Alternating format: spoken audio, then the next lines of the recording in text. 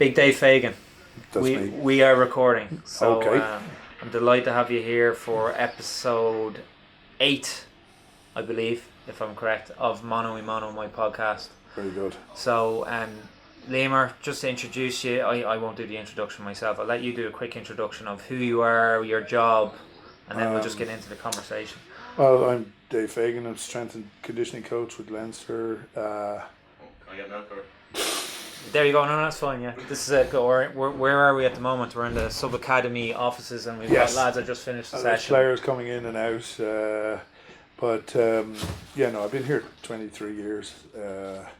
23 years, and started off back in the 90s when we did the seniors, and back in 2006, 2007, we wanted to set up sub academy to change the training age of young players, because I, at that stage, 2006, 2007, was becoming I felt myself I was becoming stale with, because I was dealing with the same players year in, year out. I was dealing with like whether it be Brian O'Driscoll's or Dennis Hickey's or all those type of players, and all those players were 10 years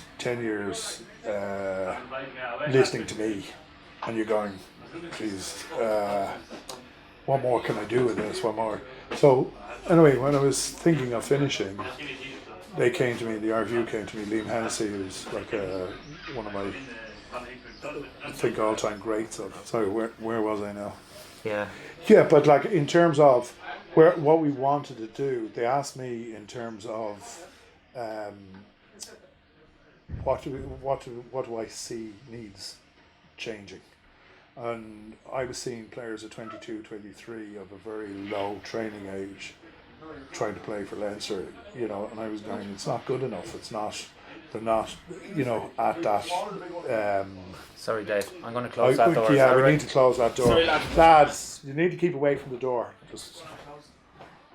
Okay, so I'll hit that, and Yeah, but just to, we wanted to change that training age. So players being, coming in at 23 with very little training age, it was taken to 25 before they became established players, losing a huge amount of time. So the idea was to set up a sub-academy that was taking players before they actually joined the academy, even to establish that, and then to establish a network across the province, so that it wasn't just exclusively schools players that we actually set up. So I set up 5 centres. and this is sorry to cut across you, Dave. Just to let people know, because we've a lot of people who wouldn't be from Ireland or be into rugby, that Leinster is probably one of the best professional rugby sides in the world at this stage. Yeah. So you're just explaining the feeder system to make those professional players. Because we would, at senior level now, we would use 55 players in the season with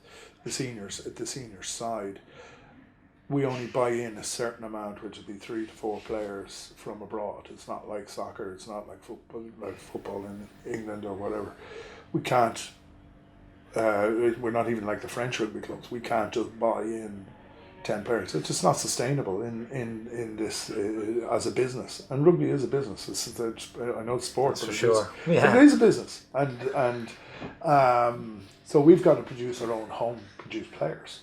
We've got to produce better than we did, before and things like that. So what do?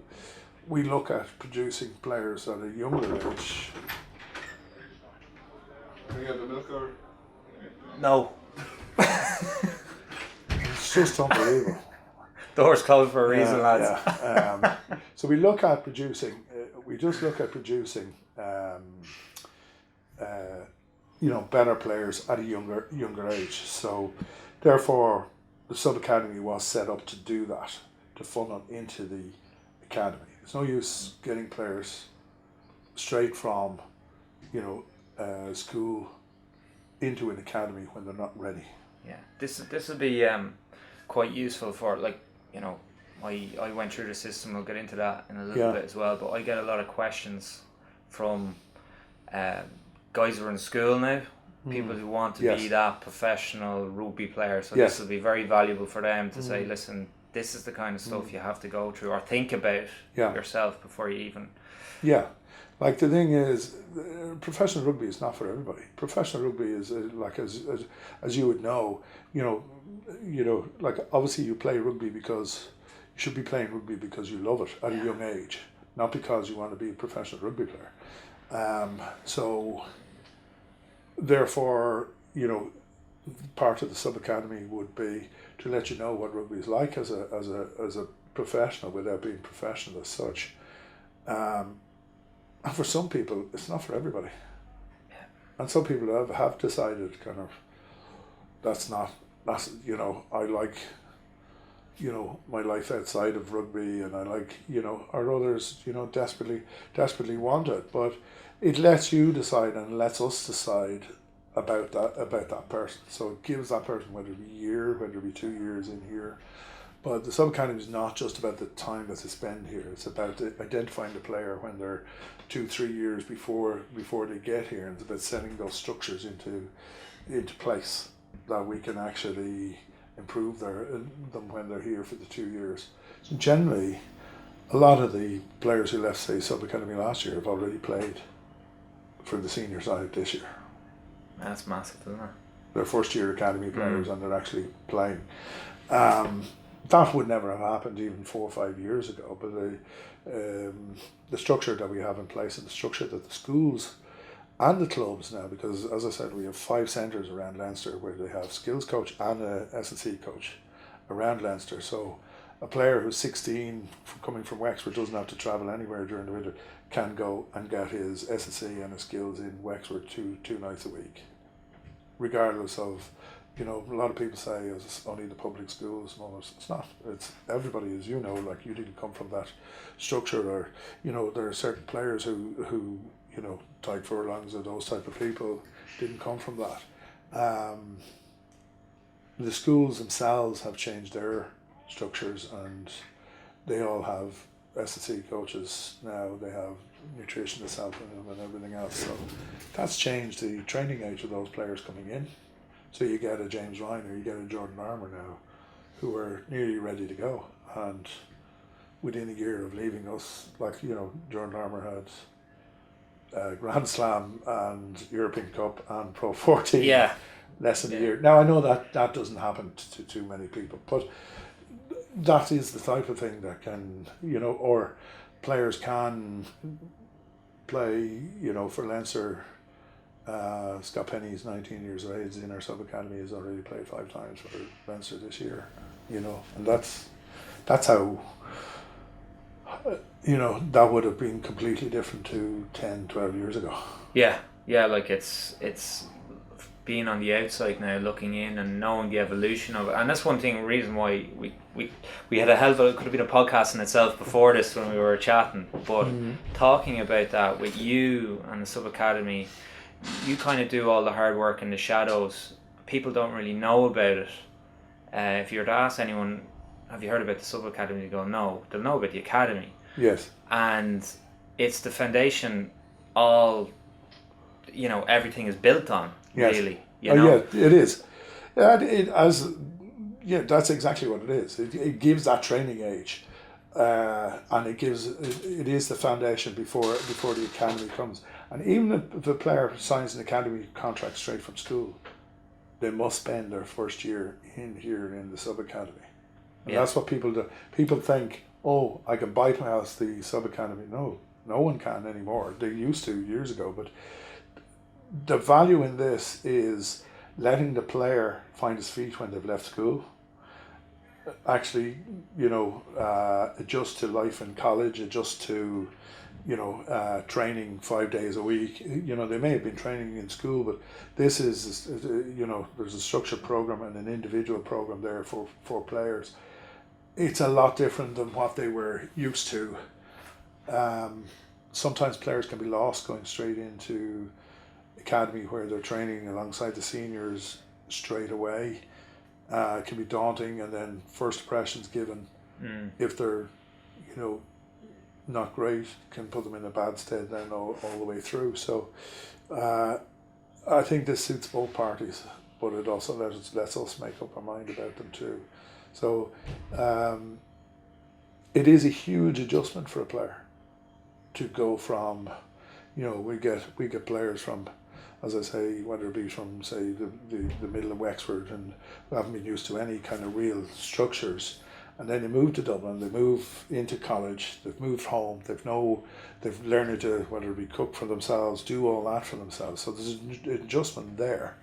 And I've spoken to Arupa on that, and they've been kind of coming down the line a little bit more, because I wanted a little help for these players in terms of getting that adjustment, because I know even with my own sons when they went to college, like there is, they're ringing and asking me about the chickens looking green in the fridge. Should they?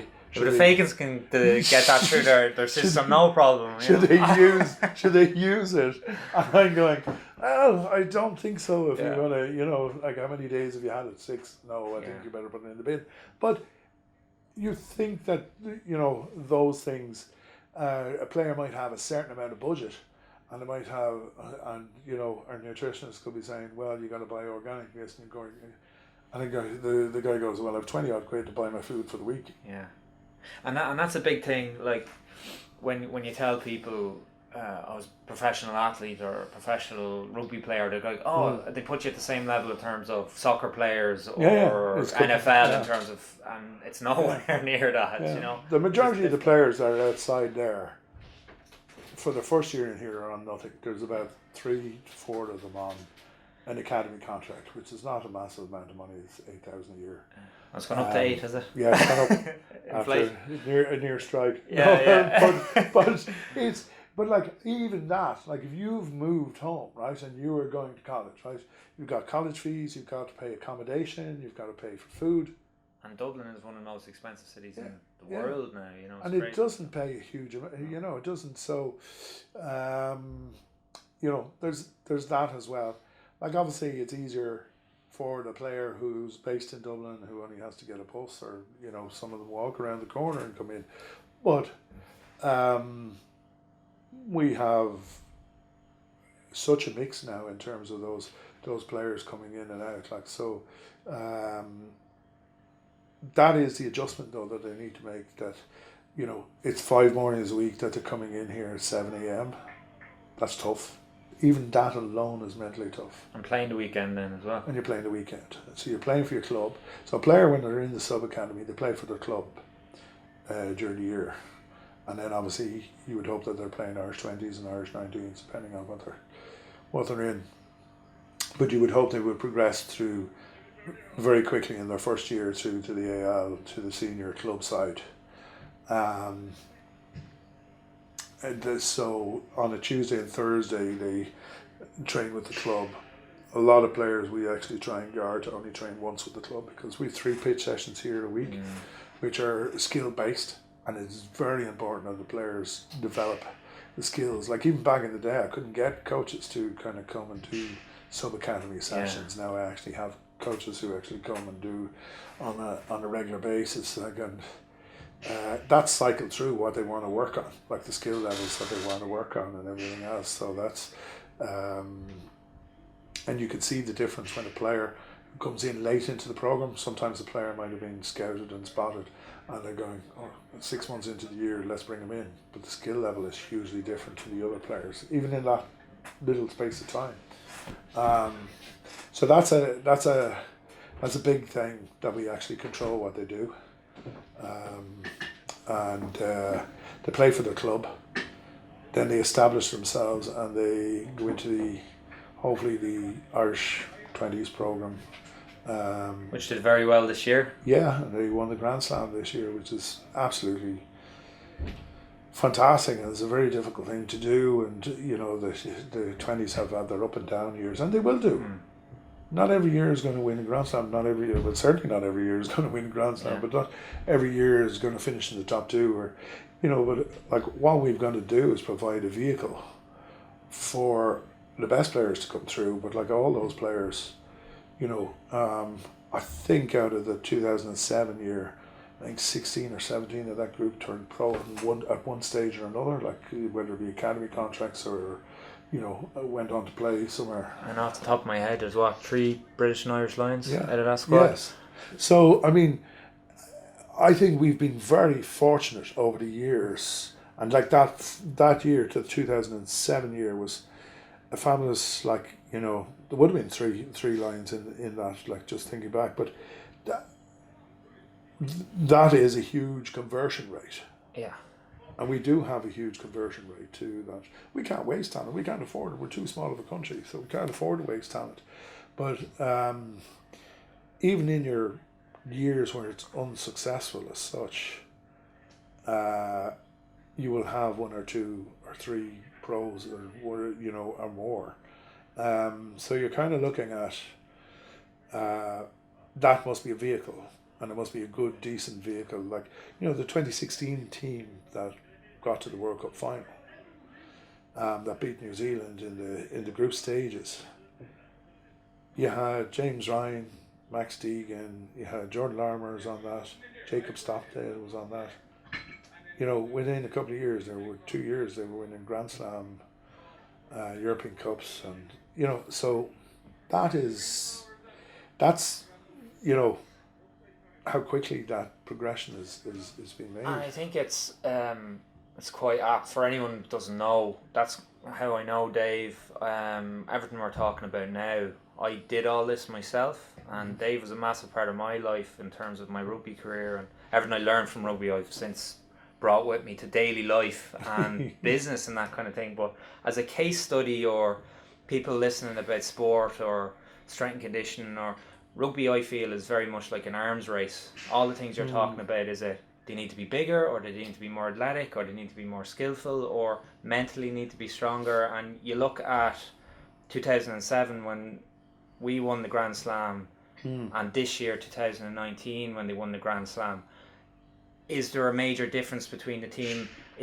What are the similarities and what are the differences? I'll tell you what the similarities, and I know both teams quite well, obviously, but like similarities were massive togetherness. And my memory of the 2007 side was a fabulous togetherness in that squad. I don't know why. Yeah.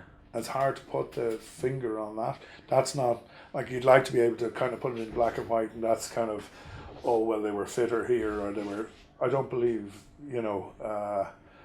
yes, I did, I suppose, kind of beast. Sorry, can I say that again, please? I did beast you guys. Amnesty International, are you listening? Pretty hard in terms of training. I did feel that the squad wouldn't have been fit enough and that type of thing. So we did work really hard, and we did a lot of sessions, that were very, very tough. And there was a mental challenge.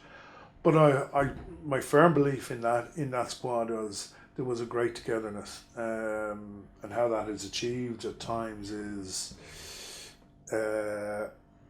it's different. Like I'm looking at this year's side, and that would be the biggest thing I would find from there was actually they are incredibly tight as a group. They actually enjoy their time together, and that was you guys enjoyed your time together.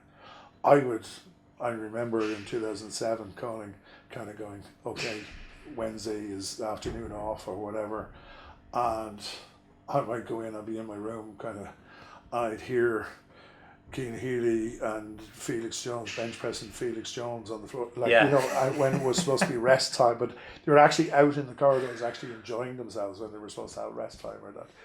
But that is, the nature of it. And then being able to switch on.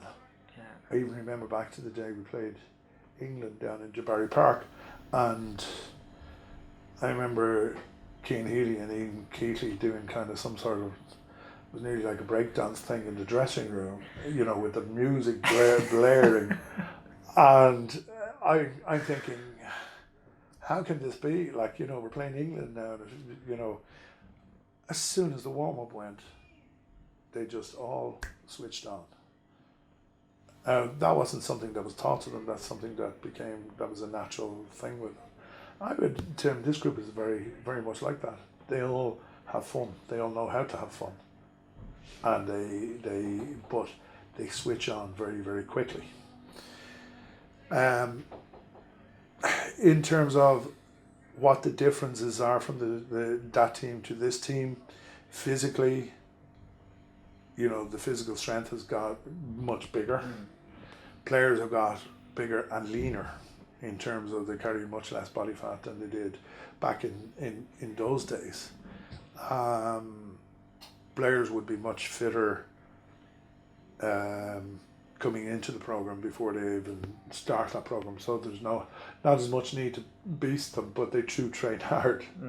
So that has changed, but that we've tried to change the whole kind of perception of that, because players now, when they're leaving school, will be fit knowing that I'm not going to go into Dave Fagan half fit because he's going to basically run the shit out of me, so therefore they actually arrive in good shape, which didn't happen possibly in 2007, but they would be the similarities, I would say, between the two teams. And the greatest difference is there has been an advancement in the physical sense, but I would much more say the similarities are on the mental side and the togetherness.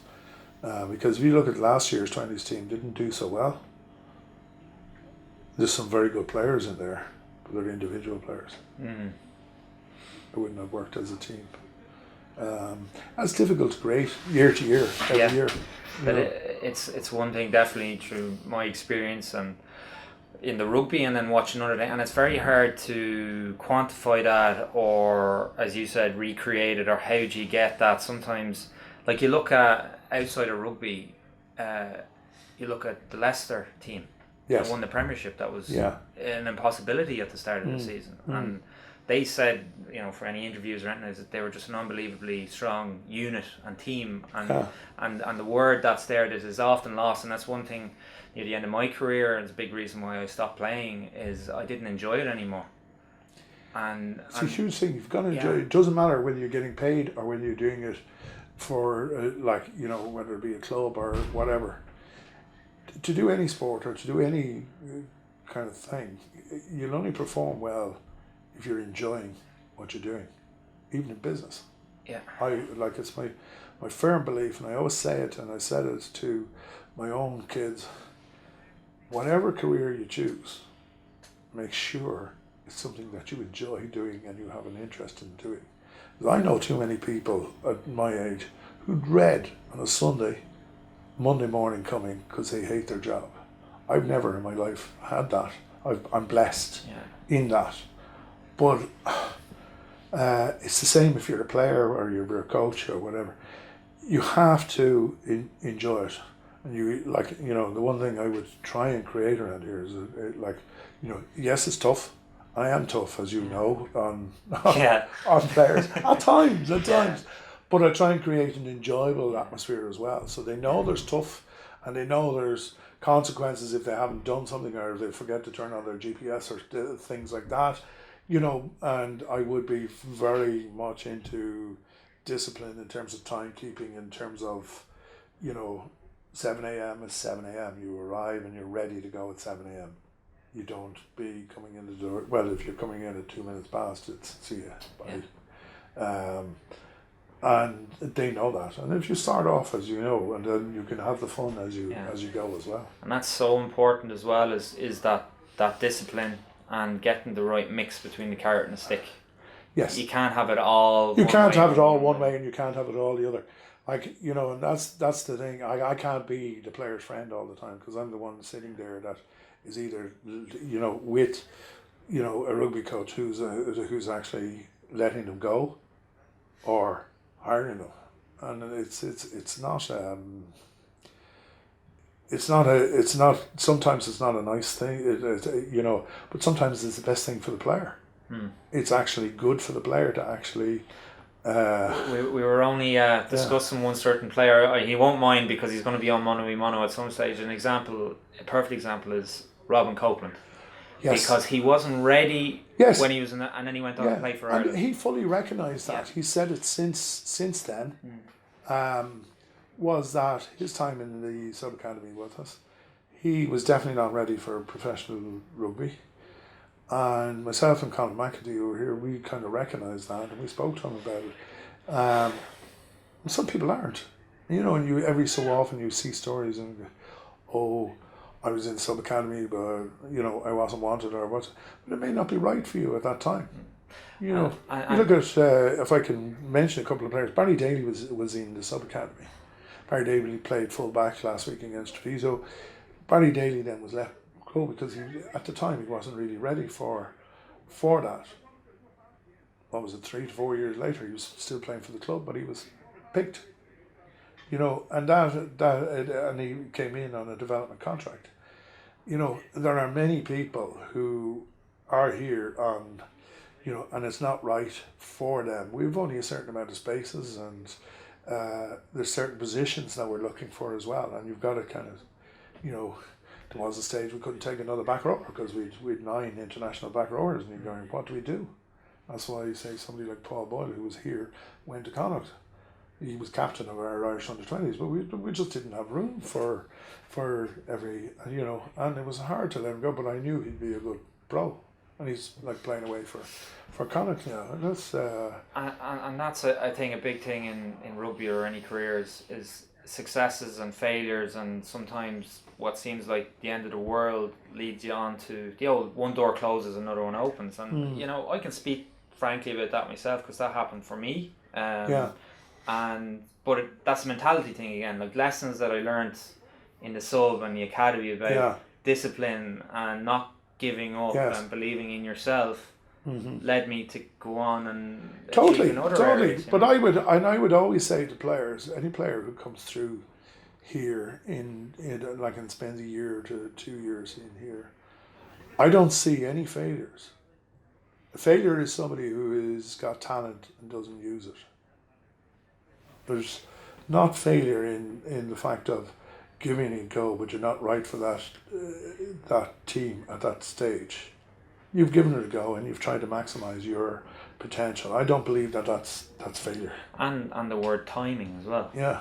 You know, like the timing's not right. Timing, whether it's personality, you know, and one coach will go for a player, and another, as you know, like over the years, you know, some coaches he's not their type of player. Yeah. And that's very much a personal choice for some of those coaches. But I would always say a player who comes through here demands respect, and I would respect every single one who actually give it a go.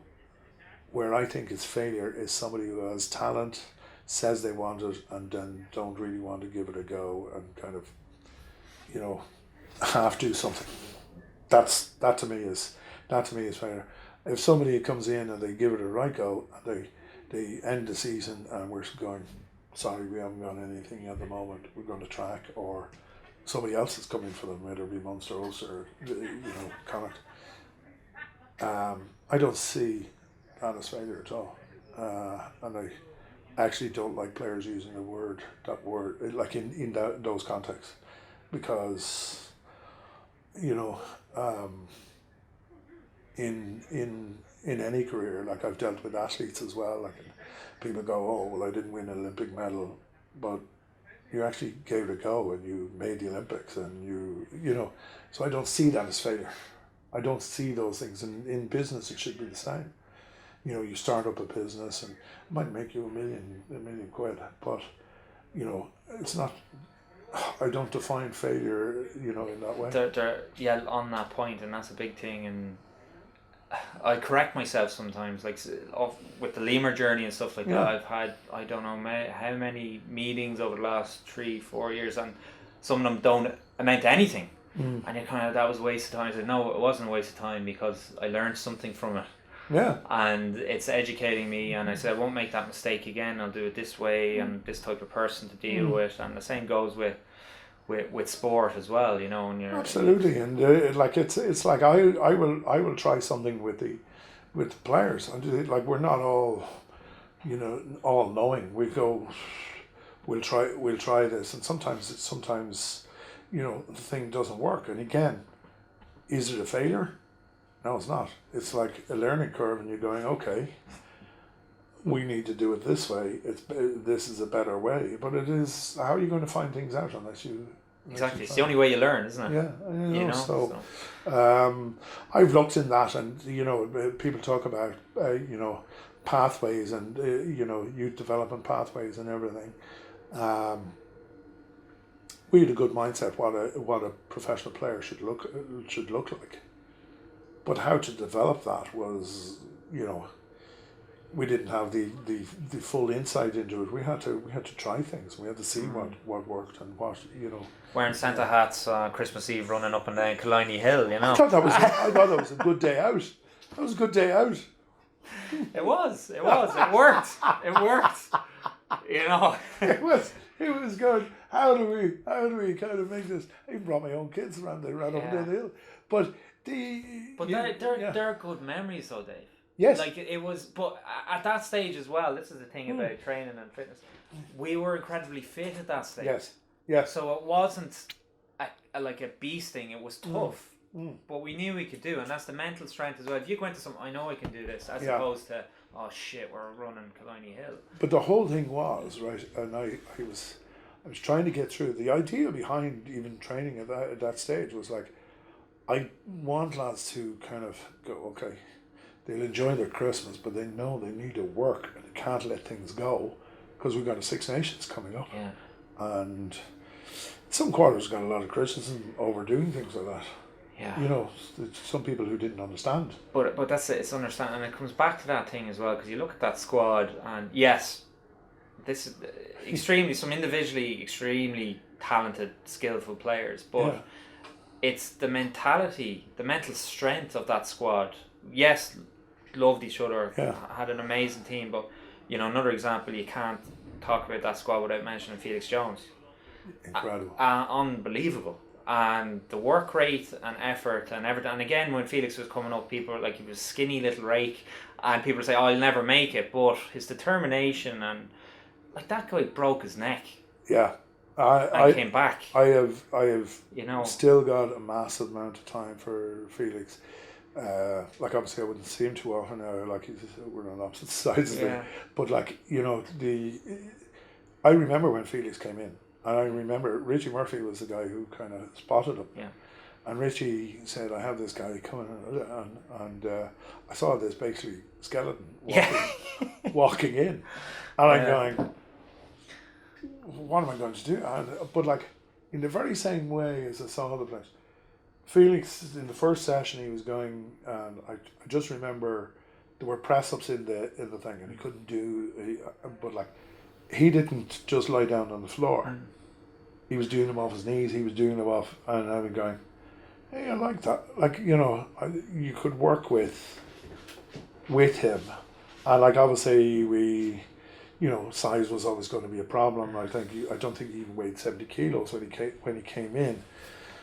And I remember, I don't know whether you remember in camp, I used to put him sit with Jamie Hagan at breakfast time. Yeah. So he would eat a little bit more. Yeah. But you would use the fun parts of it as well to try and do that. You kind of go, but that mental strength was the thing that attracted me. It was the same thing that I saw in a lot of guys. It sort of like Keane Healy, this is similar type thing. Jack McGrath, in the opposite way to Felix Jones, he what was that, maybe 2 years after that, or Jack is 29 now, so it'd be about 2 years after that. So Jack was carrying a huge amount of fat, and he came in and he was still in school, and I said, look, I'll help you as long as we see kind of some reduction in weight. I said, and in fairness, he worked and he lost a little bit of weight, and then suddenly we made progress. But other people were telling me, don't work it, he's too lazy, he's too, if you see that hunger and you see that in the mental, that mental strength, and sometimes it's, I do test players' mental strength in ways that, because I want to see, do they, do they want it, but also, you know then, if I give that player the tools, he'll actually succeed. And that's a massive skill in itself as a coach. Sorry, just give us. There you go. He needs to learn how to knock, Dave. Yes. Teach him that. No, yeah. But that's a massive skill set in being able to see that and identify that from a coach's perspective or talent. Yeah. And I'll throw some names in here. For me, he's very influential in my career as well. You may have heard of Andre Bester. Yes. And Andre's the guy who's more or less, I was written off in Ireland when I was let go from Connacht. And I'll never forget it. I've said it before, I'll say it again. I was in Blackrock, and after I got let go, I was 22, I think. And they were brilliant. It came from the right place. They were trying to help me get a job. And they're like, what are you going to do now you're retired? Wow. And that was always stuck with me. And I said, what are you talking about? I'm not retired. You know, so I'm going to fucking make it. Like, just because some lad doesn't think I'm good enough. But it was Andre was the only real coach at the time that said, listen, I want you to come with me. And he says, if you come play for me, he says, you have the ability, you'll be playing in the Premiership within a year. And within a year I was playing in the Premiership in England. Because and that squad, and I'm talking about Robin again, there were 6 or 7 lads, we were like the Renford rejects, you know? Guys with that mental, I'm going to make it no matter what, brilliant. I have the ability, went over there. And it was like that 20 squad. Yes. Everyone was there. Andre basically, again, he came in and basically got rid of the previous Rotherham team and built his own squad, but guys of the same mindset. Yes, And everyone extremely close. Were there for the same reasons. There was no slackers. Everyone was there because for whatever reason, be it injury, opportunity, timing, you name it, hadn't made it yet. And I think within a year, 6 or 7 lads were playing Heineken Cup after being told you're not good enough. But Andre, he's an old school South African Boer. I remember him. His training was basically pre-season for the whole season, which is impossible to do, you know. So, but come Christmas, we burnt out, you know. But one of the best guys, and what you're talking about, and the skill you have, Dave, at being able to spot mentality and guy who has what it takes. He just needs the tools and the opportunity. And it's something I would see because I've dealt with it in a lot of different sports. Whether it be GA, athletics, and then through rugby. So it is a skill. Like an awful lot of people come to me and they kind of go, oh, "This guy is so brilliant. You must be able to." But you can tell after a period of time that player is not going to make it. They may become pro, but they're not going to fulfill their potential. And then you can tell another who's going to fulfill their potential because they have mental strength. And it particularly applies in also cases of a lot of front rowers and all. They're a different breed, and people don't understand that. There's a different breed of front rower. Now you can get a very intelligent front rower, like we have quite a lot of those, and you know. Or you can Sorry, say that again. You've intelligent front rower. I know you grew up with Jamie Hagan. You grew up with Jamie Hagan. I hope he listens to it. Oh, he will. He'll be one of the first people I send a big shout out, Jamie. But it is Jamie. But like you know, like you can tell a prop who is soft and a prop who's got that hardness to play, and you could tell it with Keane. You could tell it with, whether it be Jamie, and Jamie did some of the wrong things and the good things and the bad things, but like, there's a mental strength that's required to play in the front row that isn't required in other parts of the field. But there's a slightly mental side of it. Like they have to be slightly off the wall. Yeah. And Jamie was off the wall, as is Keane Healy, as is Jack McGrath, as is like Andrew Porter, and and we produced a lot of good props. To be tapped. Yeah. Yeah, but I would hope they take it as a compliment as opposed to it is that kind of, but you must recognize that. And then I see other props and I go, they're not going to succeed because they may be a decent player, but they don't have that mental strength. But that goes for anyone who wants to be in that 1% of the 1% in whatever field it is. Yeah. You have to have that the genius. Oh, he's a genius, but genius next to madness. Yeah, but You you take a good businessman, right? Yeah. And even taking it out of sport. Some of these people are obsessed with coming in at ridiculous hours and staying ridiculous hours, and all. And I go, God Almighty, I couldn't think of anything worse than sitting in an office for 10 hours. I want to be out there coaching, but that's my passion. Yeah, but that's what it comes down to, doesn't it? That's exactly it. And somebody else's passion is they want to make money, or they want to. Yeah. Their business is their passion, and that's what drives them, and that's why every person needs to find their niche. What is their passion, and what to follow, and that's why I think I would know, and I would be able to tell what makes, like from the mental side, would make a rugby player. We know there are certain players who are going to go all the way to the top. Like, we knew James Ryan when he was in school was going to go all the way to the top. But what people don't see is he's a huge work rate and mental strength off the field. Jordan Armour the same. They work at it. It's not just that they are hugely talented. You just know straight away, bang, they're not only some of the most talented players I've seen, they actually work severely hard at it. Severely hard at it, what I mean? So that's where I would say as being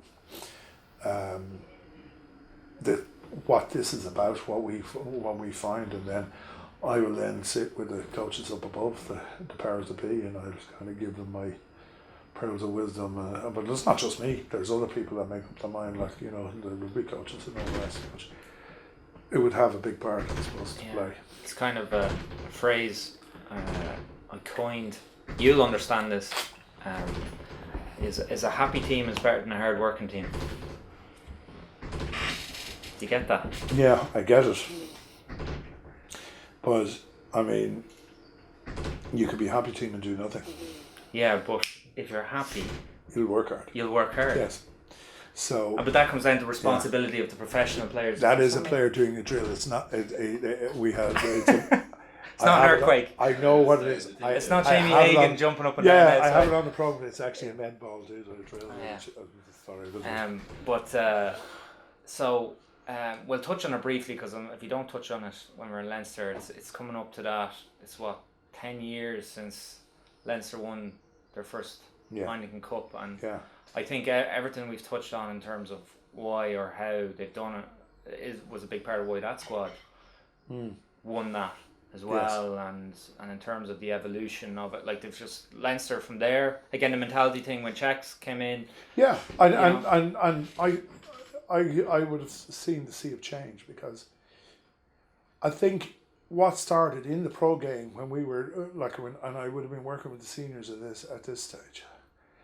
Number one, we didn't have a base. This is not making excuses now either, but we were training in Belvedere, we were training in Andrews at one stage and all that type of thing.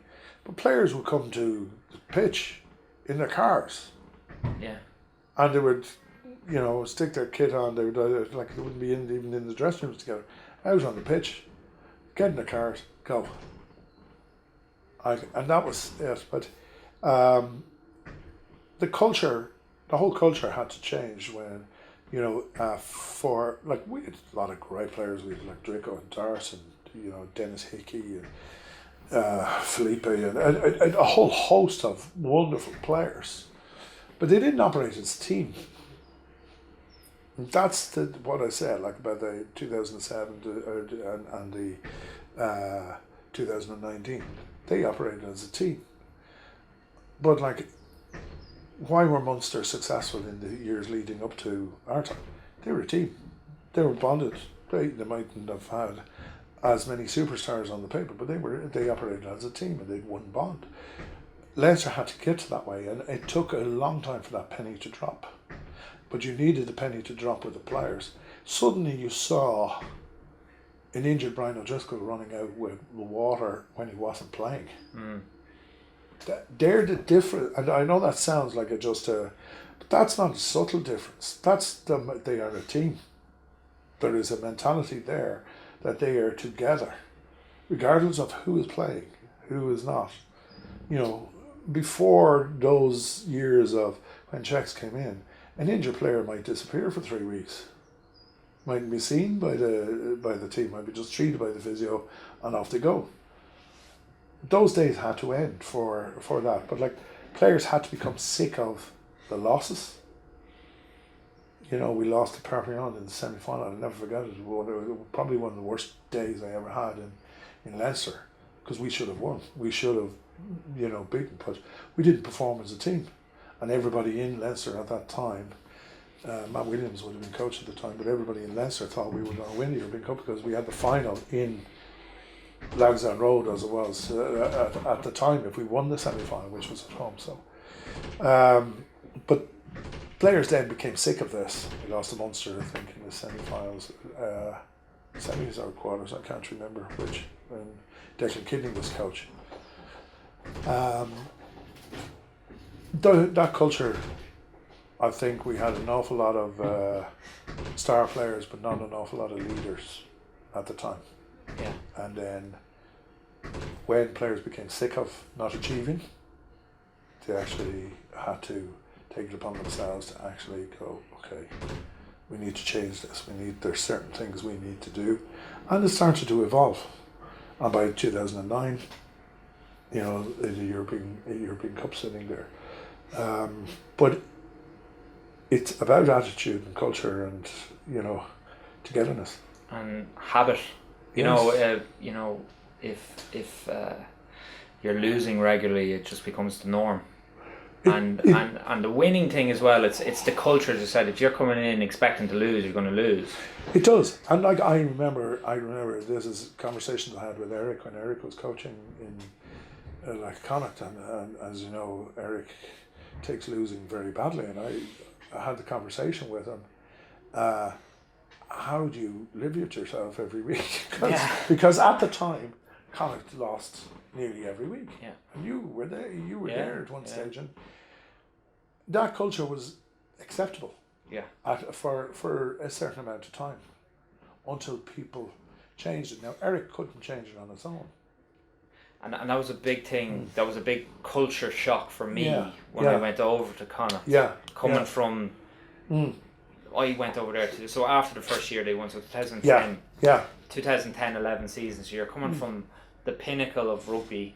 Yes. The highest culture of that. Losing is unacceptable. Individual responsibility is not having individual is unacceptable.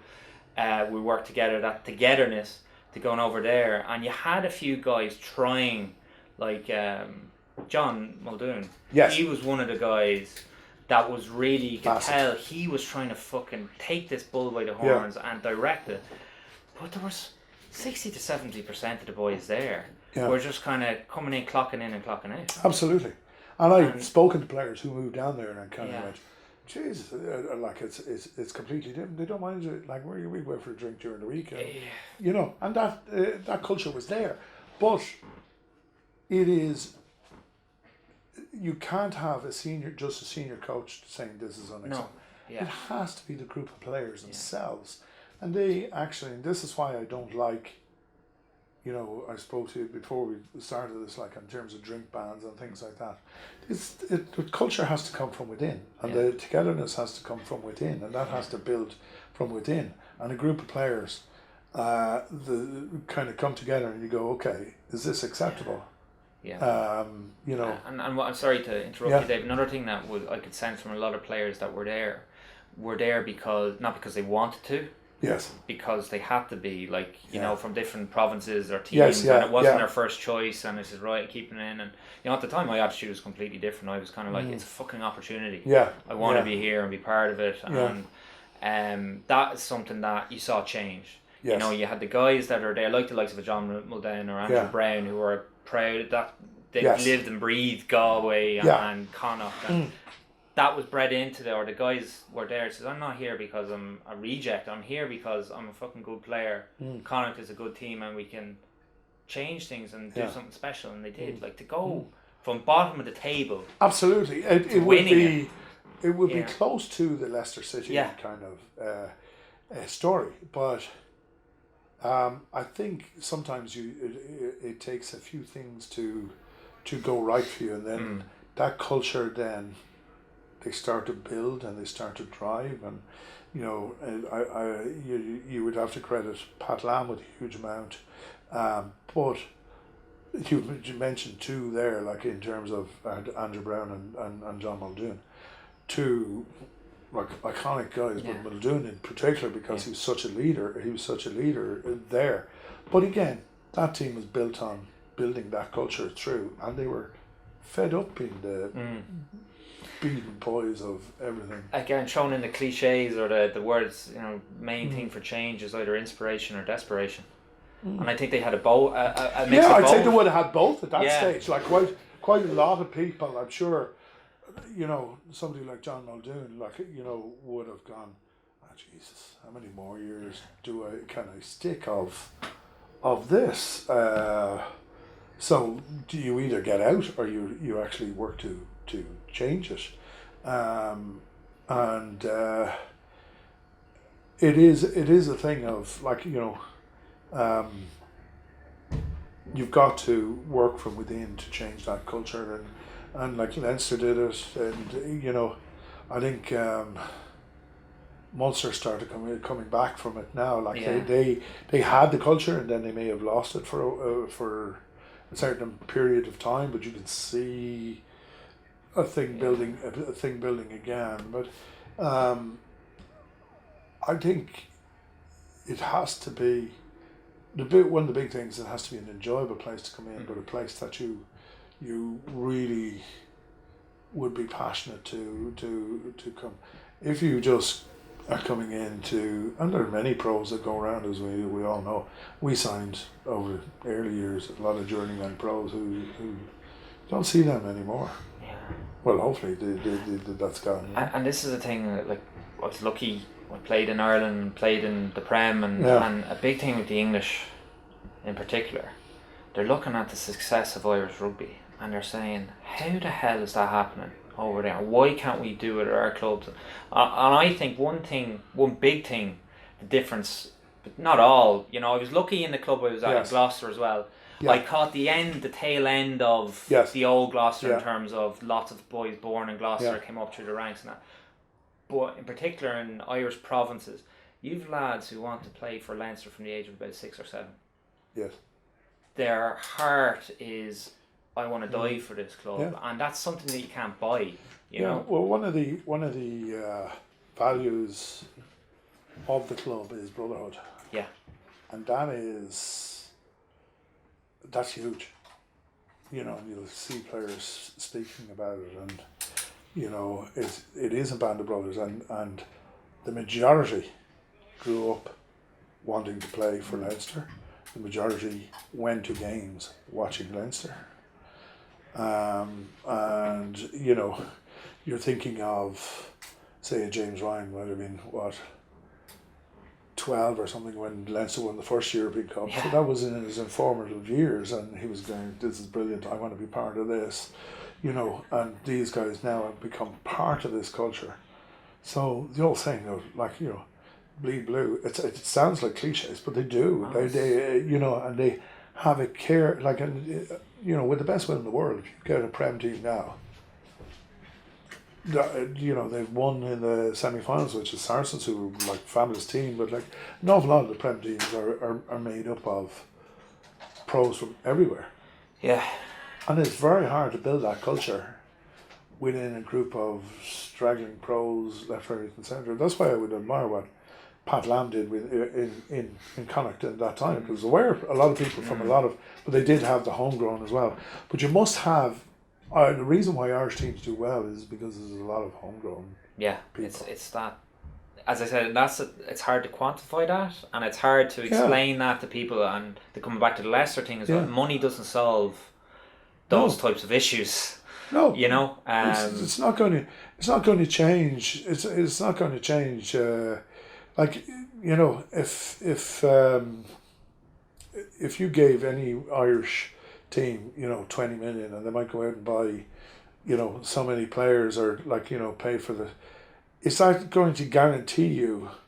Look at the French teams. Look at the teams that where did the money get to London? Yes, it got them a couple of European Cups. Where are they now? Yeah, but where's their culture? But that's the thing. You have, and you're a major part of that as well, Dave. And you're pushing 15 years of preparation to get to this, maybe more. For the sub and the academy to build that conveyor belt. Yeah. That is the envy. Literally, it's unbelievable. They're so jealous. How is it possible? How do they keep doing it? And it's all the kind of things that we're talking about here. But it is a drive. Like, the thing is, the great thing from my point of view, and why I don't like, I had my time with the senior team and all that, and I'm quite happy to be sitting here. But I get a new challenge every year and every couple of years, like with new batches of players and everything else.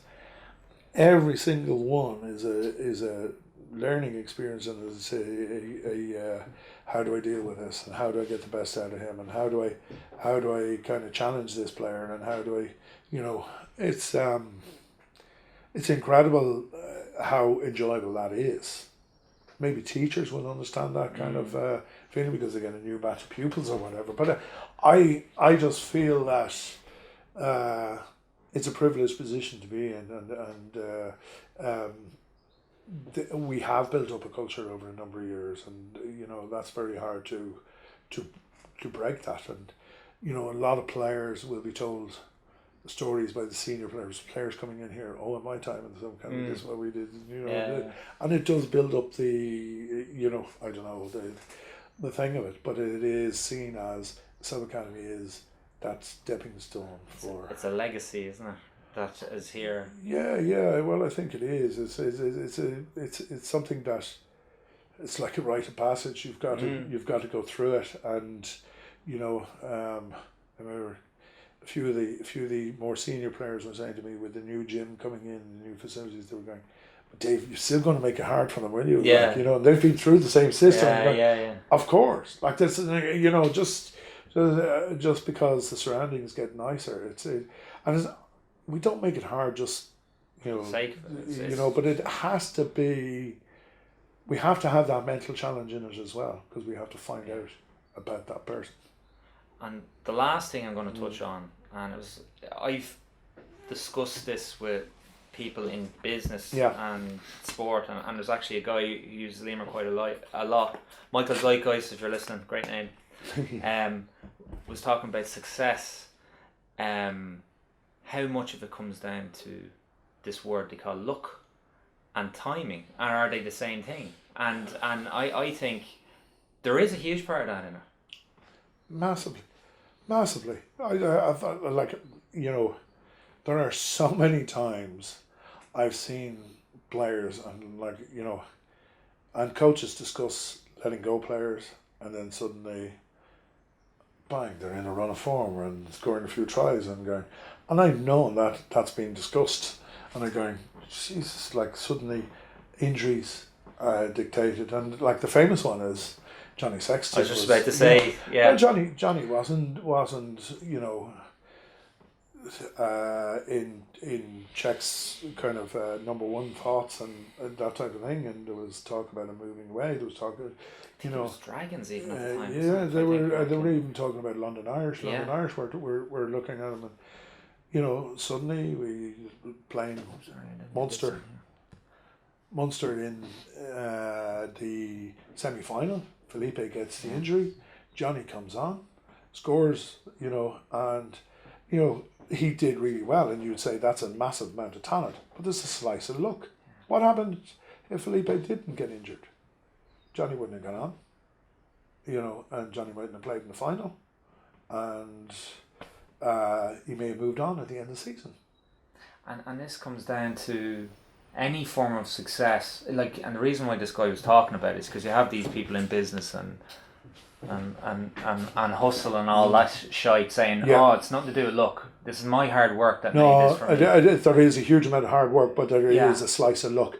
There has to be a slice of luck, and you've got to get yourself in the position to take that chance if that slice of luck comes along. But it may be, a player gets injured and then the other player gets a chance, or maybe a player doesn't get injured and they sit behind that player for 3-4 years and then they get let go, and you're going, we'll never know whether that player was good enough. And again, I'm in a position where I can talk about this from my own experience. I have 2 examples of that, going back to that time. Yeah. 2009, that was my second year in the academy. That's the best season I had in Leinster, by far. Yeah. And, at the time I said I felt I was good enough, did well enough to get that development contract, Yes.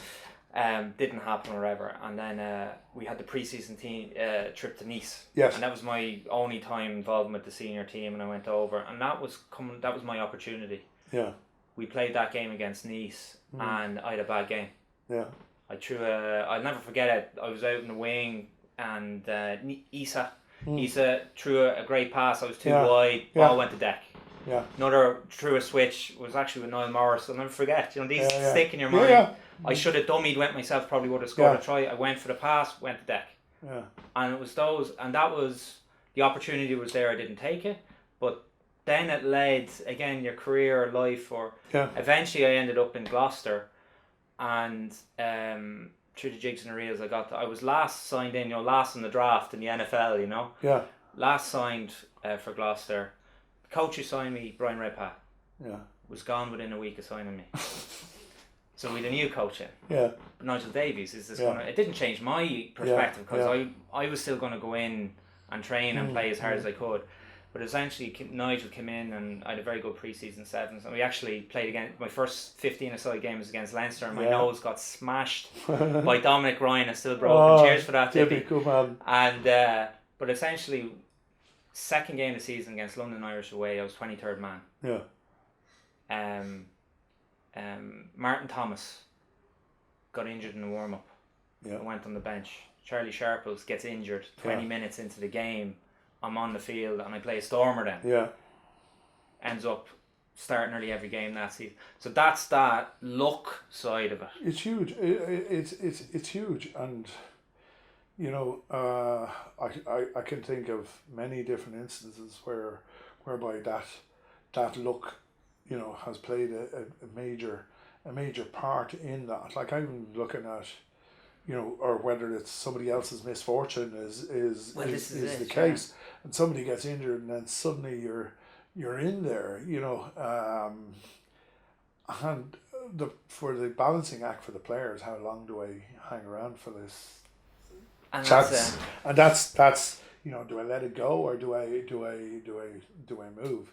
I can understand that, and I can understand the thing, but I think it's very important to understand that there are massive chunks of slices of luck. Yes, you've got to do the hard work to put yourself in the position, but some coaches will make up the decision, like you're talking about the Nice game in one game, and I see that happening, and this is one of the parts of the sub-academy, is nearly to keep a lot of these players away from, until we get them up to a level that, they can take chances. But I think, in fairness to Leo, at our level now, Leo is he is very understanding of, obviously coming from the Leinster culture, but he's also given several chances to players, and I know of a couple who are still there, who were kind of going, they didn't make great impressions in a couple of games, in their first games.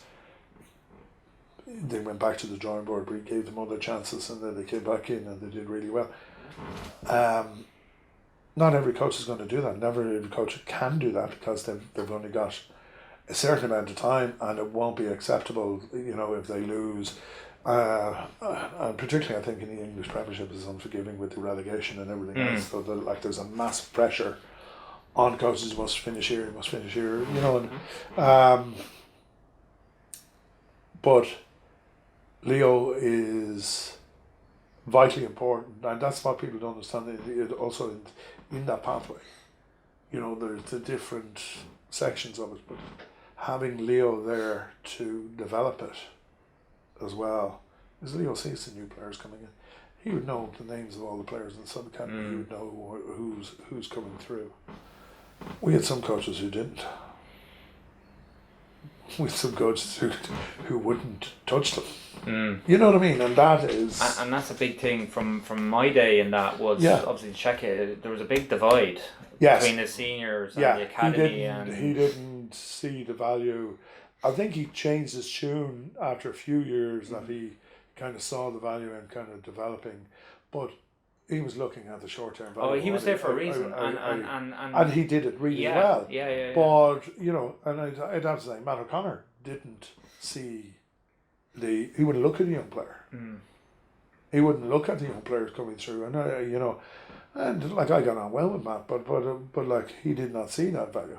Leo Cullen sees that value and sees it hugely, and so does Stuart Lancaster. But like Stuart's probably been well informed by Leo as well. Like and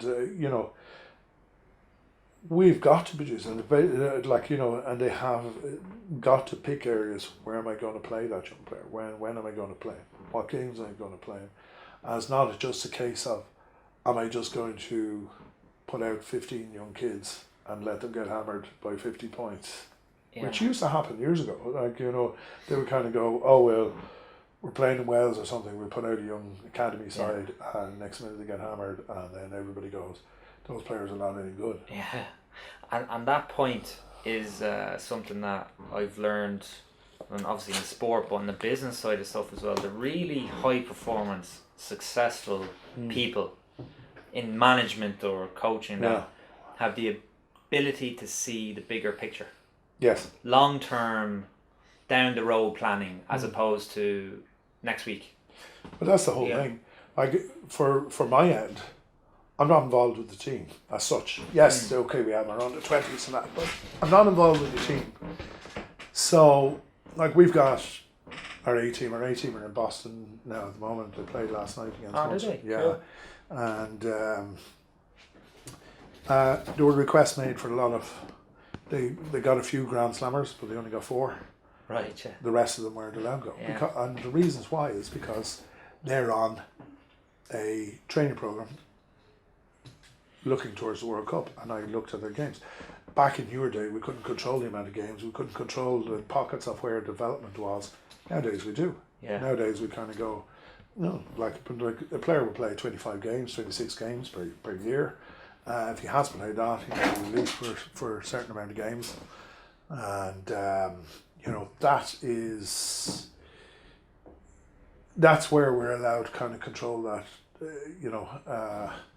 that young player a little bit better in goals. But not being in part of a team as such allows me to make the decision on, say, somebody like Charlie Ryan, who captained the Irish 20s, he's a second rower, needs to put on, a bit of size, he played every test match in the Six Nations, and he probably play every game of the World Cup, and he play the warm-up games.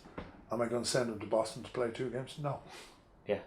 He needs a development window, so this is his development window. This is not taking people out of rugby for rugby's sake. This is pinpointing when they play and taking the long-term approach with that. Ryan Baird, another second rower, who was a top-class second rower, went and played 80 minutes last night in Boston because he had been injured for some of the games, so I use that's his springboard. Yeah. But you can take that long-term approach because I'm not involved in that. Like, whereas the coaches of the team, if they of the A team, and they won't mind me saying that, they would kind of go, I want this player and I want this player. Yeah, but when it's explained to them, and they go, okay, fine, who can I have? But like they get it, and but it's very important to be able to take that step back and look at the overall picture. And it's even better for me nowadays because we have a bigger structure here, and that I don't have to do every bit of coaching. I can actually stand back and kind of look and then give the words of hopefully wisdom. That was my next point. That's perfect segue into, we'll wrap this up. I was just going to say, for anyone listening, whether it be business, person in sport, or just in general life, for success, from your experience, your wisdom, knowledge and wisdom, because there's a big difference between the two, they overlap a lot, but is there anything you could say to them to...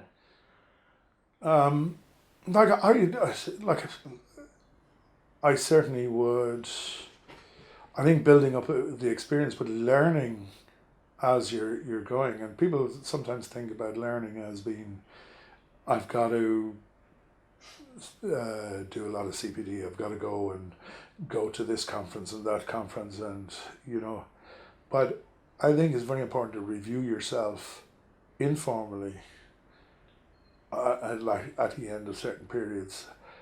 Like a lot of people do these formal reviews and everything else, but the truth doesn't come out. Because people are afraid to admit that I did this wrong or that wrong. I'll sit around here in this little shithole, kind of, so to speak, with a couple of lads and kind of go, Jesus, didn't do that well, didn't handle that well, or could have done this. Without the pressure of kind of going, oh, is this, is somebody listening to what I'm doing? But like, that's a learning curve, and you learn through that. And if you're prepared to, I think you've got to be prepared to admit where you've been wrong and where you need to improve, to actually improve. And I don't believe that you've got to actually go out and publicly flog yourself, but I believe that you've got to personally review that all the time, and then look for ways. Now, I have learned from, like when we mentioned a lot of coaches there, I've learned from Czechs, I've learned from Matt Williams, I've learned from, all those coaches. I've learned from S&C coaches, I've learned from players. Did I always agree with them all? No. But you keep drawing on that experience and that life experience all the time. I believe that obviously what makes us better. Hopefully I'm a lot better nowadays than I was 23 years ago when I came into Leinster or whatever. But I believe experience gives you that. But it's also not to fear failure. And that's my key thing. And I've mentioned the word, and I shouldn't mention the word failure, but I'm saying, a lot of people see, whether it be in business or anything else, I don't want to try that in case I'm seen as failing. I came into rugby when nobody knew whether we would get paid the following week, because nobody knew what professional rugby would be, or this, that and the other. But I've never entertained that kind of failure. I would always kind of look at, okay, where can we go from here? Can we use this as a stepping stone to go on to anything else? And if you try one business and it goes bust or whatever, is there a failure? No, because you may learn from that, and you may kind of set up your next one in a different way. And if you've learned from that, then that's part of your success. And I've certainly learned from a lot of things that didn't go right in Leinster and other things in the beginning, and I was able to kind of put that right in the long term. So I don't know whether that answers the question. But. Brilliant. Dave, listen, it was fantastic catching up with you again. And this is great to see you. It's great to see you doing really well. Yeah. And when you start making those t-shirts in 4XL, I had a bigger one. I couldn't find it this morning. Well, listen, I'll be back. Give me a good excuse to come up and we'll grab another coffee or something like that, and I'll drop it into see the new gym when it's open. Yeah, we'll actually be doing a big splash in August, when, like, obviously we get in the next few weeks, but I must send you an invite when they do. As I said, there'll be that many suits there. I'll probably be doing the car parking. So we built this, and going, oh yeah, okay, you work away. Cheers, thanks. Brilliant, right, Dave? Look, that's fantastic. I'll hit pause now, and we may do it again down the line. So cheers, Dave.